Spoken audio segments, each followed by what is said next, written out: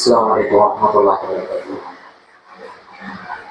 رب اشرح لي صدري ويسر لي أمري واحلل عقدة من لساني يفقهوا قولي.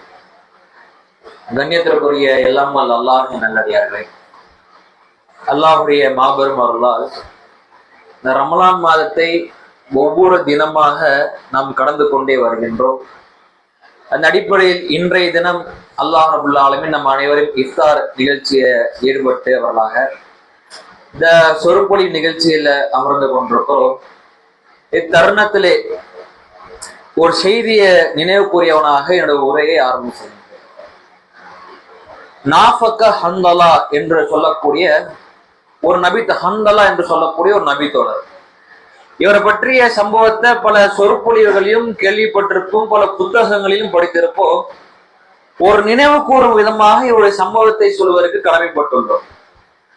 இந்த ஹன்லலா என்ற நபித்தோழர் என்ன பண்றாரு அப்படின்னா, பல நாட்களாக பள்ளிவாசலுக்கு வராம வீட்லயே முடங்கி கிடக்கிறாரு. அப்போ ஒரு கட்டத்துல என்ன ஆகுது அப்படின்னா, அபூபக்கர் சித்திக் ரலியல்லாஹு என்ன பண்றாங்க, இவரை பாக்குறாங்க.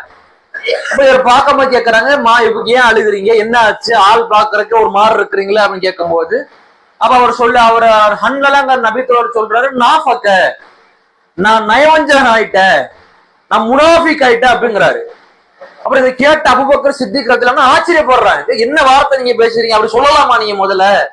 வேற முனாஃபிகின் அப்படிங்கிறது ஒரு சாதாரண குற்றம் கொண்ட நபர்கள் கிடையாது, நரகத்தினுடைய அடித்தட்டுல கிடக்கக்கூடிய ஒரு நபர்கள், கடுமையான வேதனை பெறக்கூடிய ஒரு நபர்கள், இரட்டை முகம் போடக்கூடிய நபர்கள். இவர் ரொம்ப டேஞ்சராங்க. நம்ம கிட்ட இருக்கும்போது என்ன பண்ணுவாங்க, நல்லவங்க மாதிரி இருப்பாங்க. நாம இல்லாத பட்சத்துல அவருடைய சுயரூபத்தை காட்டக்கூடியவர்கள் நயவஞ்சகர். இதுக்கு அல்லாஹ் ரப்பல் ஆலமீன் கடுமையான தண்டனை மறுமையில தர இருக்கிறான். அப்ப அப்பேற்பட்ட ஒரு பாவத்தை சொல்லிட்டு நான் முனாஃபிக் ஆயிட்டேன் அப்படின்னு சொல்றாரு. சொன்ன உடனே அங்க இருக்கக்கூடிய அபூபக்கர் சித்திக் ரலியல்லாஹு அவர் ஆச்சரியத்தை, இப்படி சொல்லலாமா நீங்க அப்படின்னு கேட்கும் போது அவர் சொல்றாரு, ஆமா இல்லையா பின்ன, நான் நபிகளாரோடு இருக்கும் பொழுது எனக்கு இறையச்சத்தை நான் உணர்றேன். நம்ம ஒரு சொர்க்கம் நரகங்கிறது பேசும் போதெல்லாம் நான் இறையச்சம் என் உள்ளத்து ஏற்படுது. ஆனா நபிகளாரை விட்டு என் குடும்பத்தாரின் பக்கம் செல்கிற பொழுது மனைவி, மக்கள், துனியா இதெல்லாம் என திசை திருப்பி விட்டு கொண்டிருக்கிறது, இறை சிந்தனையை குறைத்து விடுகிறது. அப்போ ரசூல்லா கிட்ட இருக்கும்போது இறையச்ச மாதிரி ஒரு தோற்றம், ரசூல்லா கிட்ட இருந்து பிரிந்து போன பிறகு வேற ஒரு தோற்றமா, அப்புறம் முனாஃபிக் தானே, என்னுடைய பாவங்கள் எல்லாம் அதிகமாச்சு, என்னுடைய நன்மை எல்லாம் அழிக்கப்பட்டுருச்சு, நான் முனாஃபிக் ஆயிட்டேன் அப்படின்னு சொல்லி ஒரே அழுக, கடுமையா அழுகிறாரு. இதை கேட்ட அபூபக்கர் அவங்க சொல்றாங்க, வல்லாஹி அல்லாஹ் மீது ஆணையாக எனக்கும் அப்படியே இருக்குன்றாரு. ரெண்டு பேர் என்ன பண்றா அப்படின்னா அழுகுறாங்க. சரிங்களா, தான் செய்யக்கூடிய அந்த பாவமான காரியத்தை நினைச்சு அழ ஆரம்பிக்கிறார். இதை கவனிக்க வேண்டிய விஷயம் பாத்தீங்களா, இவங்க எல்லாம் சொர்க்கத்திற்கு ஏறத்தாழ நன்மாராயம் கூறப்பட்ட சஹாபாக்கள். இவங்க என்ன பண்றாங்க, அப்படியே தப்பே செய்யல, இவங்க உண்மையிலே முனாஃபிக்குடைய பண்பு அடையல, முனாஃபிக்குடைய காரியம் அவங்க வாழ்க்கையில ஒரு காலம் செய்யறது கிடையாது.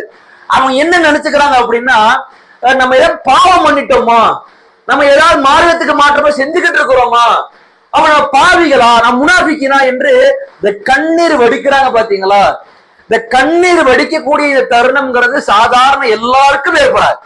யார் இறையச்சத்தினுடைய உச்சகட்டத்தில் இருக்கிறார்களோ, அல்லாஹ்வை சந்திக்க வேண்டும்ங்கிற அந்த நிலையோடு இருக்கிறார்களோ, அவர்கள் தான் அவருடைய கண்களில் இருந்தான் தான் செய்த பாவத்தினுடைய கண்ணீர்கள் வெளியேறும்.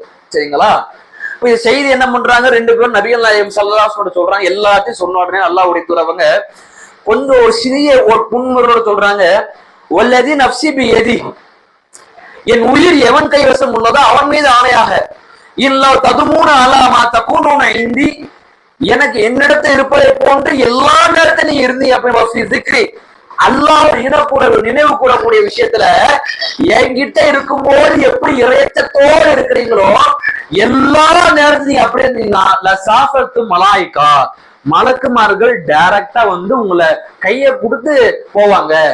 அவன் சாத்தன் மனிதன்கிறவன் அப்படி கொஞ்ச நேரம் இப்படி கொஞ்ச நேரம் இருக்கதான் செய்வான் என்று அல்லாஹ்வுடைய தூதர் சொல்றாங்க. அப்ப இதுல என்ன விளங்குது அப்படின்னா, இந்த பாவம், மனிதனுடைய அந்த பாவம் செய்யக்கூடிய அந்த குணம் இருக்கு பாத்தீங்களா, அது யதார்த்தமான ஒரு குணம். சரிங்களா, எப்ப அவனுக்கு இரையச்சம் உச்சகட்டத்தில் இருக்குதோ பாவத்திலிருந்து தவிர்ந்து விடக்கூடியவனாக இருப்பான்.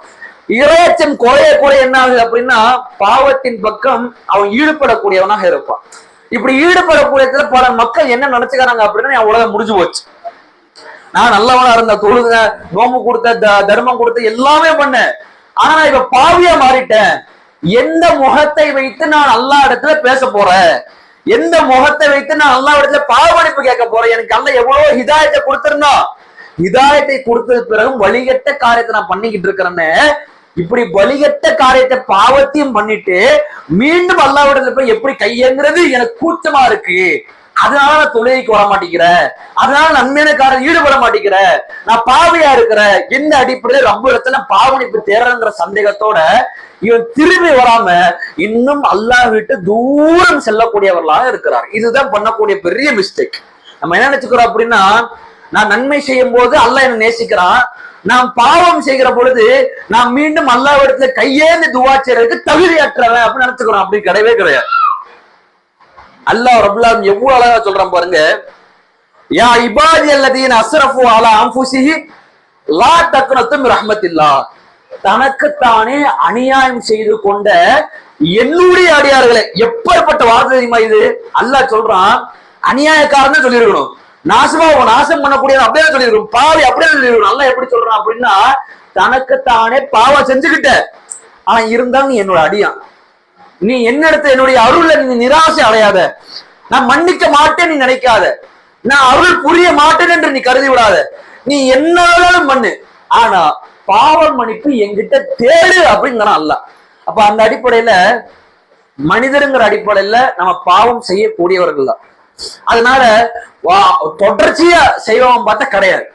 நம்ம எப்போ தவறு என்று உணர்கிறோமோ அந்த ஸ்பாட்ல அல்லாஹ் இடத்துல கையேந்து, இறைவா என் பாவத்தை மன்னிச்சிடுறா, இறைவா ஷைத்தானுடைய தூண்டுதலா தவறு செஞ்சுக்கிட்ட, நீ உன்னுடைய அருள் இல்லமா இல்லை என்றால் நான் நஷ்டத்தில் அடைந்து விடுவேன், நாசமாகி விடுவேன், இறைவா என் பாவத்தை மன்னிச்சிடுறா எல்லாம் என்று கையேந்தி துவா செய்யக்கூடியவளாக இருக்க வேண்டும். இதைத்தான் அல்லாஹ் எதிர்பார்க்கிறான்.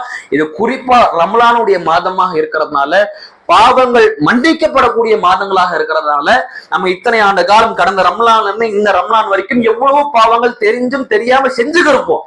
அப்ப அதெல்லாம் ஒரு பரிகாரமாக இருக்கக்கூடியதான் இந்த ரமலான் மாதம். எனவே அல்லாஹ்வுக்காக இந்த ரமலான் மாதத்தை வீணடித்து விடாதீர்கள். இரவு நேர வணக்க வழிபாடுகளிலே அதிகமாக அல்லாஹ்விடத்துல பாவமன்னிப்பு கேளுங்கள். இன்ஷா அல்லாஹ் பாவம் மன்னிக்கப்பட்ட நிலையில நாம் அனைவரும் நம்முடைய ரப்பை சந்திப்போம். அப்பற்பட்ட ஒரு நிலையை இவ்வளவு ரஹ்மான் நம் அனைவருக்கும் ஆக்கியல் போவான் என்ற பிரார்த்தனையோடு இந்த உரையை முடித்துக் கொள்கிறேன். வாஹிர் தவானா அனில் அல்ஹம்துலில்லாஹி ரப்பில் ஆலமீன். அஸ்ஸலாமு அலைக்கும் வரஹ்மத்துல்லாஹி.